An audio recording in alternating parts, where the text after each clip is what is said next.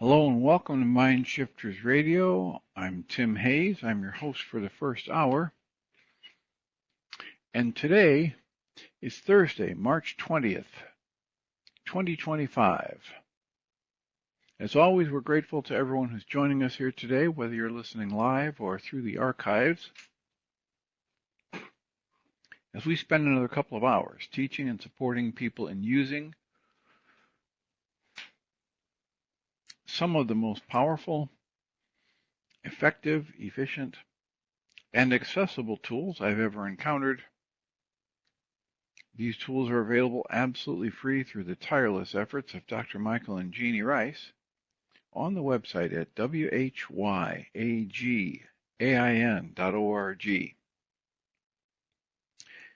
If you go to that website and click on the two words that say Start Here in the upper left-hand corner, it will take you to a page where you can download and read Chapter 24 of Dr. Michael Rice's book. His book is titled, Why Is This Happening to Me Again? And that chapter of the book contains a narrative description and explanation of the primary tool in this work. That tool is called the Reality Management Worksheet, sometimes called the Reality Management Wake-Up Sheet. And it's a tool I've been using to great effect for over 20 years to improve the quality of my life and most of my relationships, and to turn any negative emotional experience I have into part of the infallible guidance system that each and every one of us has been given. You can also download the actual worksheet process itself. It's a simple PDF file.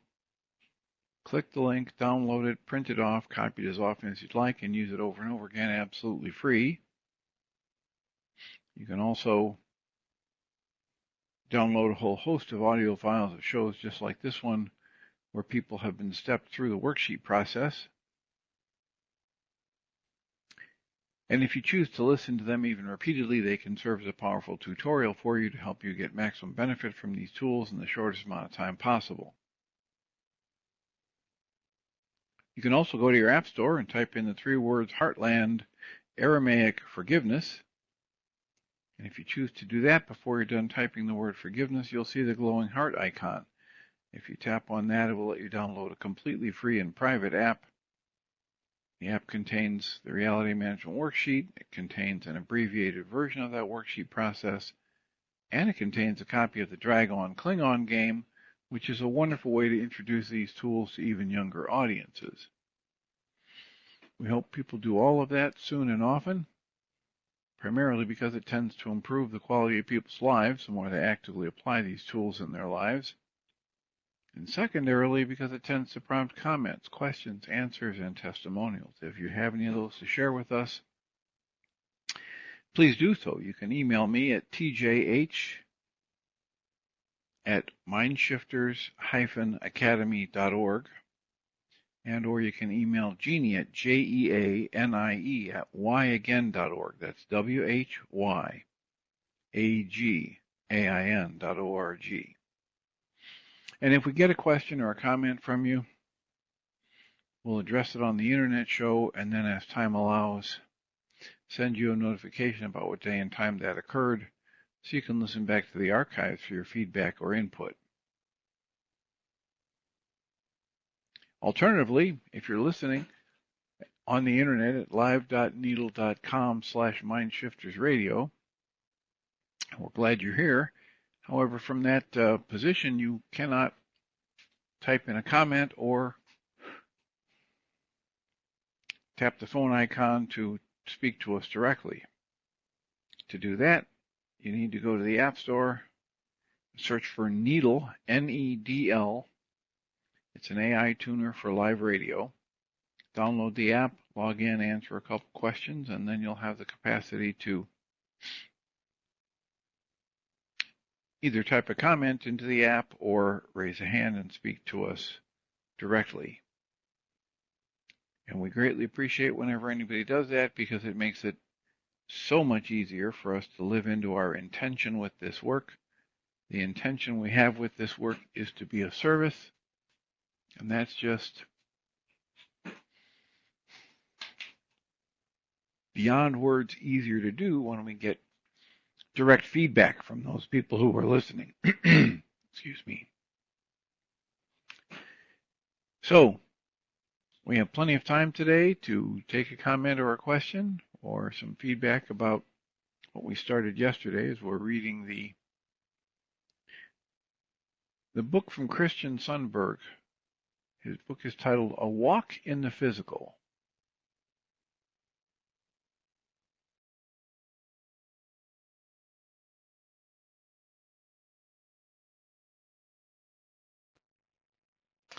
So, in lieu of somebody typing a comment into the app or tapping the phone icon to talk to us directly, I will return to reading from the book A Walk in the Physical by Christian Sundberg. Where we left off, it's right near the beginning. We're doing an introduction, and Christian writes that taking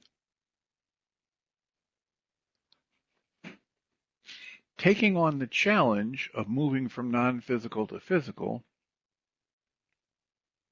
is viewed by those in the non-physical realm as an amazing opportunity for expanding experience and creation, because it's simply not possible to get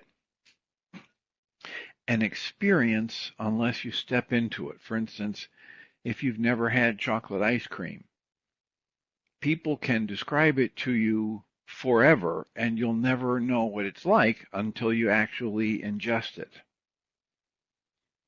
So that's the same kind of thing they're trying to convey here about being in the, you might call it, in the realm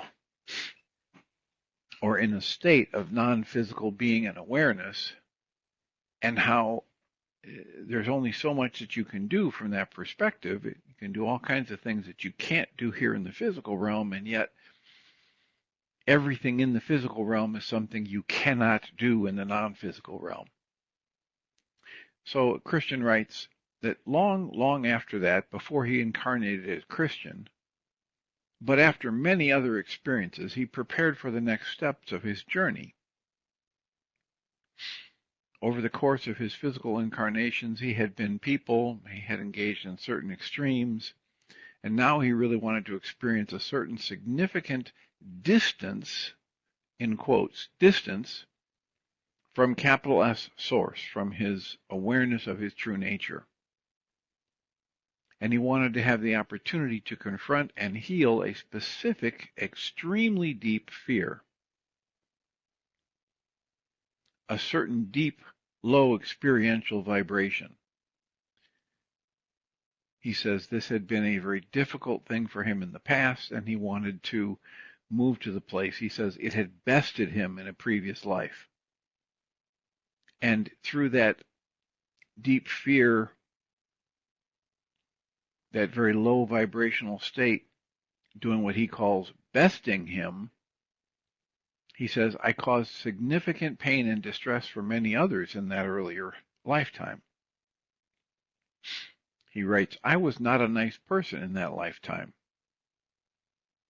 And working through to the end of it, my fear had caused me to suffer an agonizing physical death. I was terrified as I lay there dying, suffocating under the weight, not only of my physical pain, but also of this terrible fear.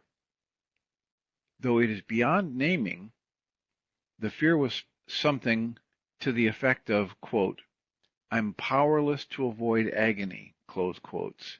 And that was mixed with, quote, I'm too proud to suffer, close quotes.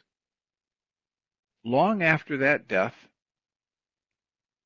from the higher spiritual vantage point of complete freedom, power, and joyful excitement, I wanted to confront that fear again. I knew that to do so would be a truly incredible opportunity for personal and collective expansion. Yet the task seemed daunting. The fear seemed so deep, so dark, that I wondered if it was even possible to confront such a low vibration. From the glory and freedom of the realms of light, I asked my guides if it was even possible to integrate such a low vibration. And I asked questions like, has this ever been done in all of creation by anyone ever? And they replied quite joyfully, yes, and you have all the time available to you to do so. So I set the intention. That intention led me to where I am today. However, my current lifetime as Christian was not my first choice for this purpose. In fact, I selected a different human life first. When we come to have a physical lifetime, we have to accept a set of consciousness constraints that we as humans simply call the veil. The veil is an important and necessary part of the incarnation process. In order to actually be human and to have the full physical experience, we need to forget all of everything else that we are. The veil is the spiritual mechanism, or perhaps this consciousness technology, by which this is accomplished. It's like a great cloak that passes over your being, cutting you off experientially from your connection to all knowledge and veiling the conscious awareness of your living connection with all things. From a state of both simultaneous individuality and blissful oneness, you collapse into individuality only.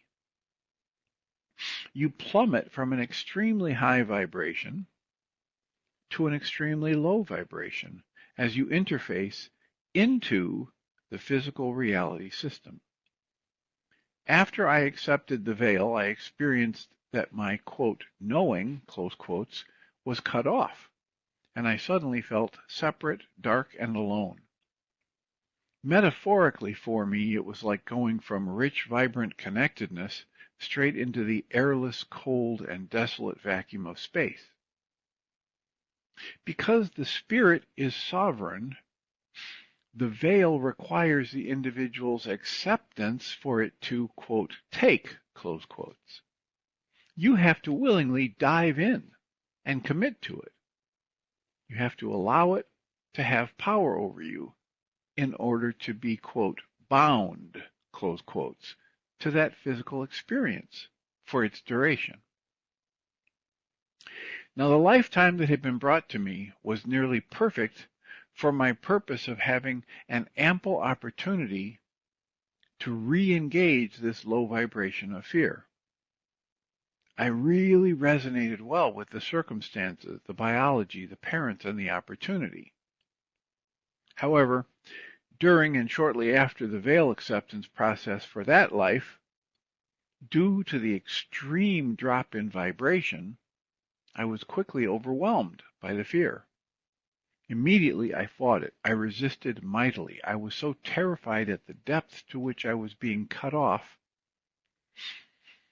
that very quickly I mustered all of my strength and I rejected the veil. I was immediately free again, back in bliss. However, my rejection had killed the fetus. I had killed the unborn body that I was to inhabit. Then I had a life review, just like the life reviews that are reported by many thousands of near-death experiencers, even for that very short life. Being back on that side, I knew that nothing was truly wrong. And yet I recognized fully the grief and negative impact I had caused not only the poor mother and her physical experience, but also many hundreds of others who were affected by the mother.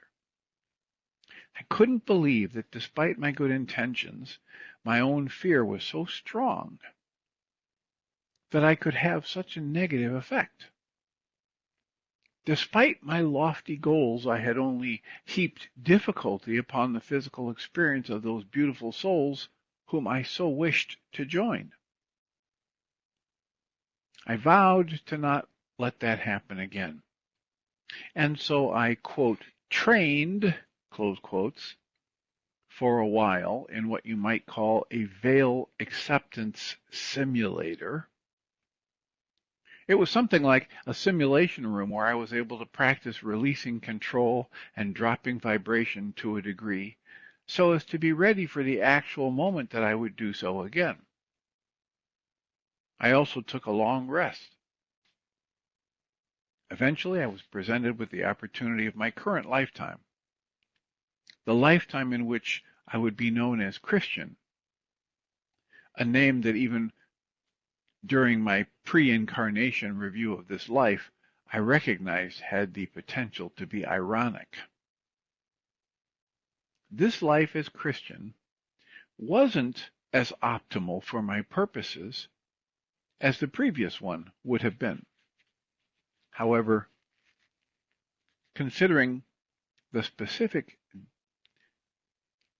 specificity of my intentions, it wasn't bad. I remember very excitedly reviewing all at once a vast, you might call it a flow chart of millions of possibilities about what being this life as Christian would or maybe could be like. I reviewed the possibilities with my guide and reviewed certain aspects of that life in detail.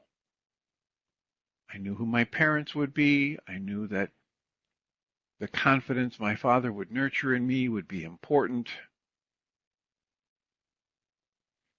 I knew that being male would be very helpful for my purposes.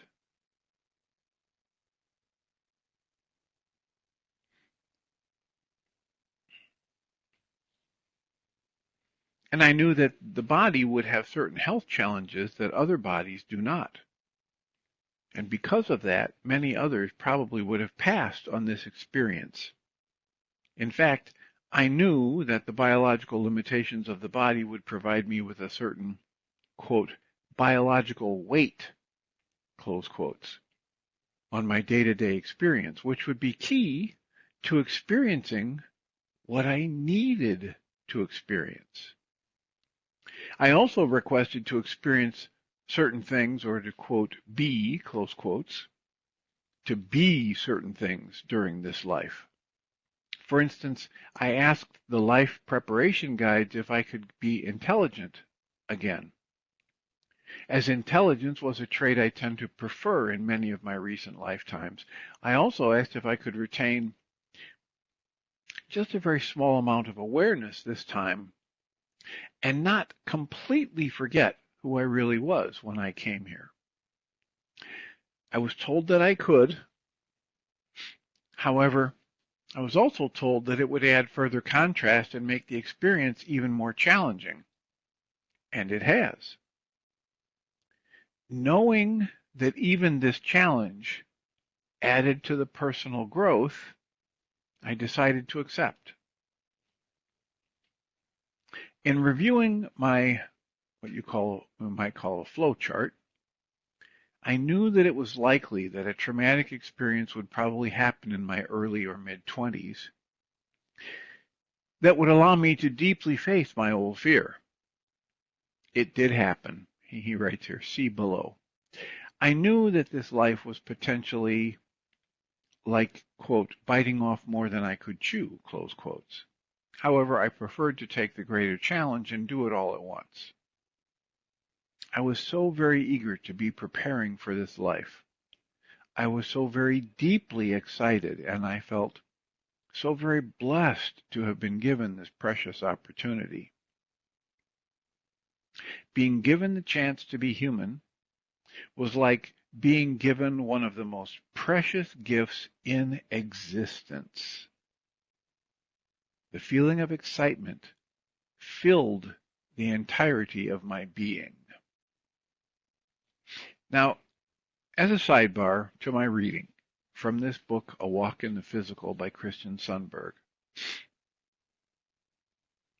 it's paragraphs like this last one, or this second to the last sentence, that hooked me to read the rest of the book. Like most of us, I have these individual, I'll say, threads of things where I'm comfortable or uncomfortable. I have certain internal knowings, I have certain biases, etc. And one of the internal knowings or biases, however you want to look at it, that I carry is that it's a privilege to be able to be here and interact with other people. And this line that he writes, being given the chance to be human, was like being given one of the most precious gifts in existence. That line hooked me to read the rest of the book, or at least give it a chance. Because I understand that there are a lot of people who would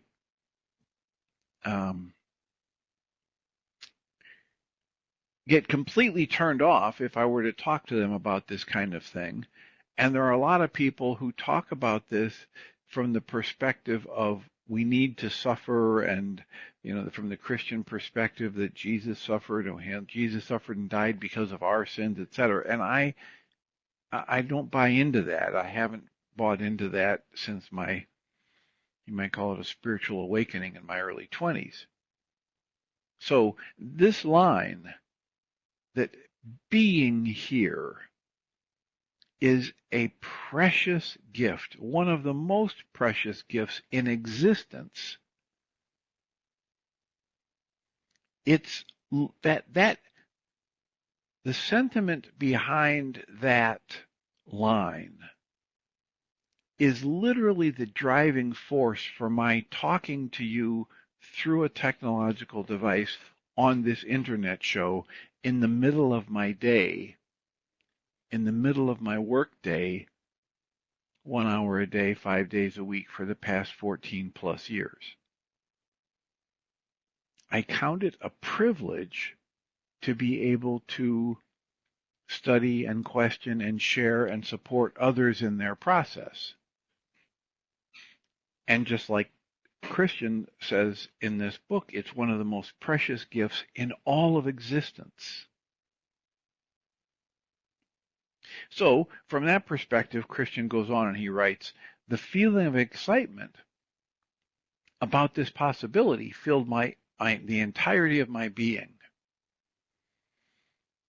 And then he writes, eventually it was, quote, time to go, close quotes. Remember, he's using words to talk about things that go way beyond words. They don't have words the way we conceptualize them and use them and experience them in the non-physical. Earlier in the writing, he used the word telepathically. There's just this communication that happens from a perspective that we can't even experience here in the physical realm. So he writes, eventually it was what you might call time to go, and a guide came to get him. The guide communicated with an abrupt and forceful message to the effect of, go now. The message needed to be abrupt because, as a spirit who was free from the constraints of physical time, something needed to grab my attention so that I could catch this precious window of opportunity, he calls it, and I could accept the veil at the correct moment. He writes, I was then in a staging area where a group of beings I can only describe as, quote, technicians or tinkerers, close quotes, helped fine-tune the veil to my specific energy. They asked me one last time, are you sure?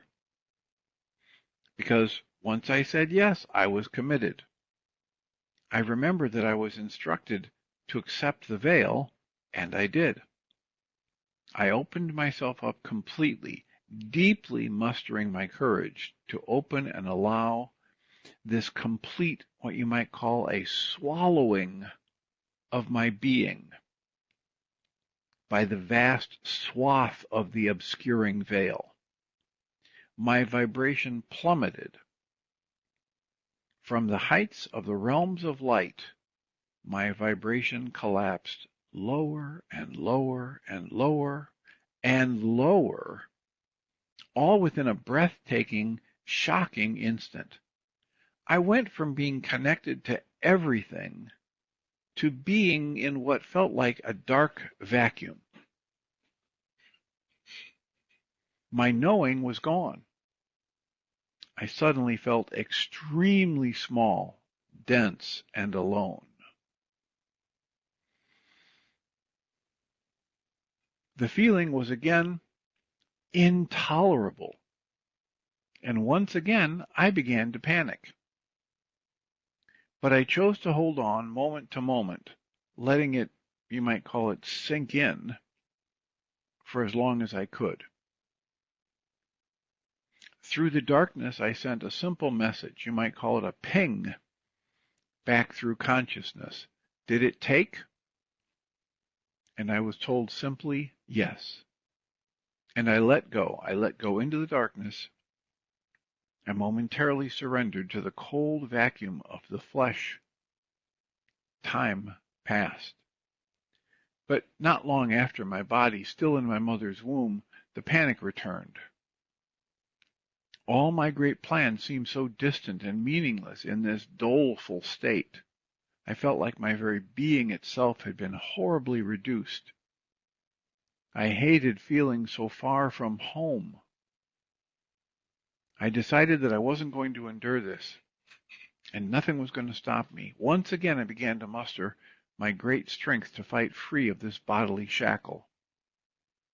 Just then, the great, powerful, he calls it here in quotes, capital I, capital A, M, close quotes, the great I am, the presence of Source, which we so crudely call God, that presence came over me. To this day, thinking about this presence brings me tears of joy. The presence of the great I am filled me, and for a moment it expanded me back out, showing me all the galaxies, all the stars, and beyond. The great I am reminded me that I was all of that. I knew that I was the stars, the galaxies, indeed the entire universe and more. I was joy and freedom and power and love itself. I was a mighty churning symphony of bliss. And God said to me, quote, "This is still what you are. You can never not be this," close quotes. That experience calmed me completely, and I surrendered into the simple and confining darkness of the womb.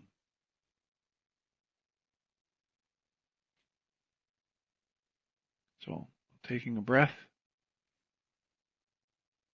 checking the app to make sure that I'm not missing someone with a hand up to speak or typing a comment in. And I'm taking a quick pause here for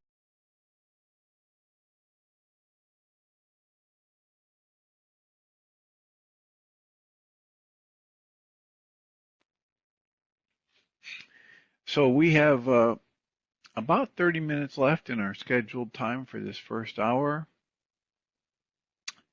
And in full disclosure, I will let you all know that my mouth is wearing out. I had an oral surgery yesterday, about 2 hours after the internet show. And the longer I talk, the more my mouth is telling me it had some major disruption in physical tissue yesterday. So I will keep going for a while, but we may be ending this short today, which is a blessing that we have since we're in separate shows and separate recordings. It's not the kind of thing I would have the option to do when we were on Blog Talk, unless I could somehow get a message to Michael and Jeannie to start their show early. So again, if you have questions or comments, just a heads up, this may be shorter than a full hour today.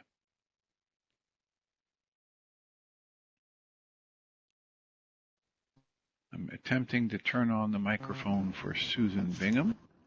Hi, Dr. Tim. Hello, Susan. Hey, this reading is unbelievable.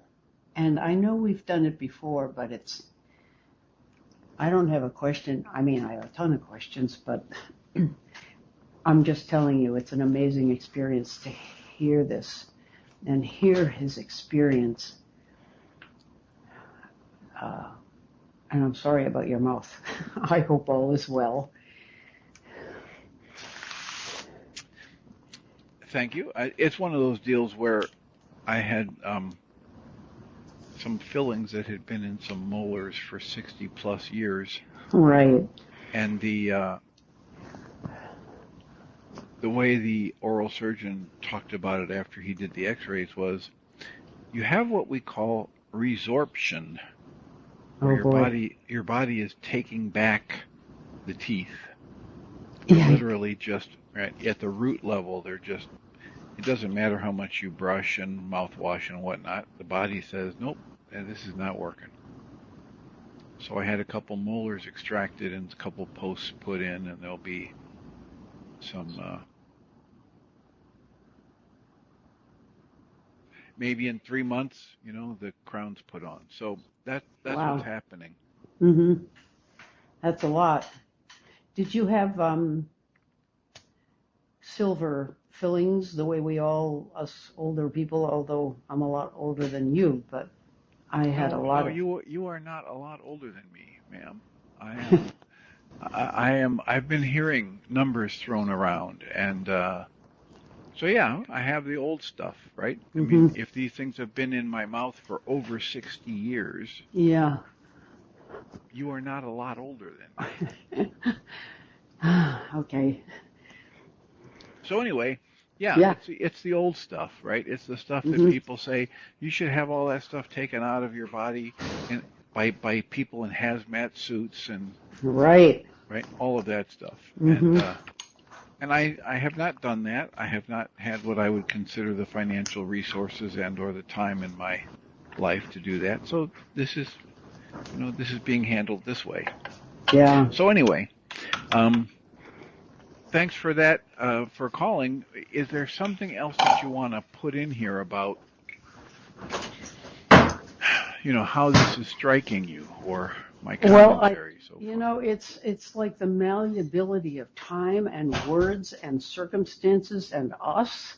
We are so fluid that we could hear, probably like the way of mastery, we'd hear it over and over and over again, and it would be new, it would strike different places, mean different things.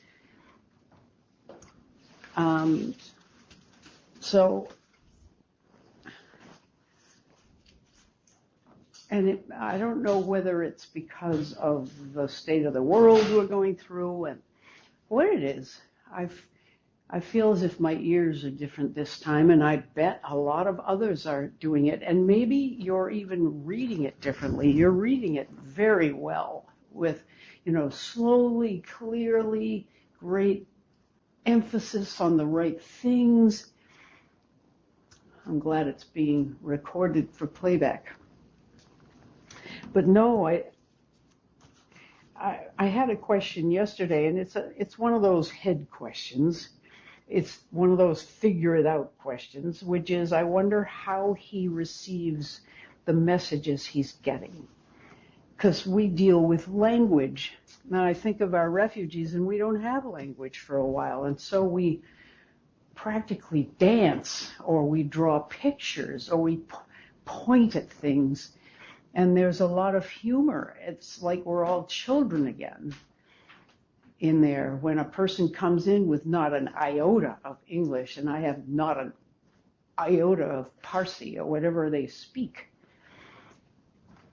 We are different. We are so, well, I use the word fluid. It seems as if nothing can be pinned down. So I don't know if I could say any more about it, but this is great. I love it, and I hope other people do too. Okay, well, I appreciate that. I think that, when you say we're so different, the thing that's resonating for me is what Christian's talking about in the book, which is that we're all the same at every level that really matters. And so in this physical realm, because of the impact of what he's calling the veil, or this amnesia that we accept, then we create all of these. He keeps talking about them as more and more challenging consciousness constraint sets. Right? Because consciousness as an entity, as a process, encompasses everything. And so to have this experience in the physical, our infinite consciousness has to undergo constraint temporarily. Yeah. And so he's talking about that as a necessary prerequisite for having this experience in the physical, and he's also talking about it as something that never leaves us. It's just our awareness of it leaves us. Yeah. It is surprising that we have to come into such a low vibrational stage to learn what we need to learn. I mean, I'm thinking, boy, we're crawling on our bellies in the mud. Well, but it isn't so much, like we're using language, right? Yeah. It isn't that we need to learn this. It's that we know this at other levels, but we can't have the experience of the physical unless we do it this way. Right? So I can watch a plane, I can watch people get in a plane at an airport and take off, and see them fly out of sight, and have them call me on the phone and say, oh, now I'm flying over the mountains and I'm seeing this, and land someplace else. Right. And yet I don't have the experience unless I get in the plane. Right. So I'm imagining what it might be like to be in the plane, to take off, to fly over mountains, and to land. But until I actually do it, I don't have the experience. So think of it that way. We aren't learning this. We're just experiencing at a different level. And we're probably experiencing things that we already know, but we don't know it now. Yeah, and or we know it intellectually, and now we're having it in that visceral, embodied experience. Yeah. I mean, this is why yesterday I read again the spoken word piece by That was so great too. Andrea Gibson. Yeah. What if the body misses all of the aches and pains? What if my body, what if my soul misses the body's aches and pains from this oral surgery and the significant disruption of tissue and this experience of discomfort? What if, when I die, my soul misses all of that? Wow. Because at that level, it's, because time is this thing we create with our thoughts, and it doesn't exist in the same linear way when we're not in the physical realm, then what if it's like, when I bite into this perfectly ripe piece of fruit, and then I finish the fruit and then I miss it? Because in that moment, now I'm no longer, in the experience of it. I only have the memory of it. Right. And what if the soul is like that once the body decides to, or once the soul, you might say, decides to take its attention away from the body? So I think we'll leave it there. And Okay. the next thing we'll start, if the mouth is working well tomorrow, I will read about his post-birth experience. That's Mm. where we left off in the reading. Mm-hmm. And in about 20 minutes or so, Michael and Jeannie will come on and start their show, and we'll take it from there. And tomorrow at 11, we'll try this again. Good. I hope the rest of the day is easy. Yeah, I have a shortened day. I'm not going to do a group tonight. I can tell by the way this is feeling that starting a group at 6:30 and running to 9 would not be useful for my recovery. Yeah. So I will thank you for the call, as always, and remind us all that we come from love. We're made of the stuff that we call love. We actually are love, and everything else is false. And hang around for 20 minutes or so, and Michael and Jeannie should be online. Blessings. You too. Thanks, Dr. Tim.